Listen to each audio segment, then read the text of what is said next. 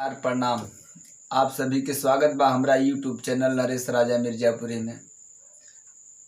आज हम रउआ सबके बीच में जे भी बा हमार कलाकार भाई लोग, हम कोनो बहुत बड़ कलाकार नहीं हैं, न तो बड़ बहुत गायक हैं हम, लेकिन एक सॉन्ग लिखा हूँ जो मैं अपने लिए लिखा था लेकिन मैं नहीं गा पा रहा हूँ, तो आप सबको दे रहा हूँ उस सॉन्ग फ्री में गाने के लिए। तो आप सब गा सकते हैं, कोई भी अगर गाना चाहता है तो एक बार कमेंट करे। चैता सॉन्ग है। सॉन्ग में नया तो नहीं लिखा हूँ, पुराना ही लिखा हूँ, जो कि ककरी भइल बा कमरिया लपक के। रुआ सब देखले हो खब कि हमार बड़े भैया समर सिंह जी गाए हुए हैं, वही पर गाना बा।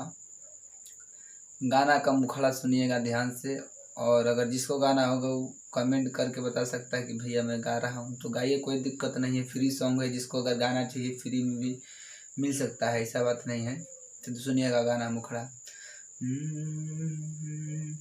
अरे कि पाकल गेहूं चना लागल कटाई, भतरा त करेला बहरा कमाई। अरे कि पाकल गेहूं चना लागल कटाई, भतरा त करेला बहरा कमाई। कबो बुझे नहीं सखी हमरा दर्द के, मुँह हमर सखी हो ऐसन मरद के। बुझेला नहीं हमरा दर्द के, मुँह हमर सखी हो ऐसन मरद के। बुझेला नहीं हमरा दर्द के। ये मुखड़ा हो गया। ध्यान दीजिएगा, ये वाला जो है कबो बुझे नहीं हमारा दर्द के, मुँह हमारो सखी 2 बार है। और उसके बाद आते हैं अंतरा में। देवरा हमके पटावता, उ त पजरा सटावता। ये भी 2 बार है। देवरा हमके पटावता, उ त पजरा सटावता।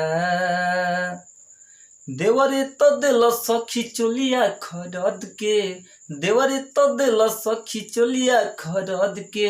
मुँह हमार सखी ऐसन मरद के, बुझेला नहीं हमरा दर्द के। अब लास्ट अंतरा सुनिएगा। यहाँ पे मेरा नाम है, लेकिन आप लोग अपना नाम लगा सकते हैं। मेरा नाम 2 नाम लगा सकते हैं, मेरा नाम रहने दीजिएगा तो अच्छा रहेगा। नरेश बहरा बितावता, उ त हमके सतावता। छुछ बीतल समयो सरद के, मुँह हमार सखी ऐसन मरद के। बुझेला नहीं हमरा दर्द के, मुँह हमार सखी ऐसन मरद के।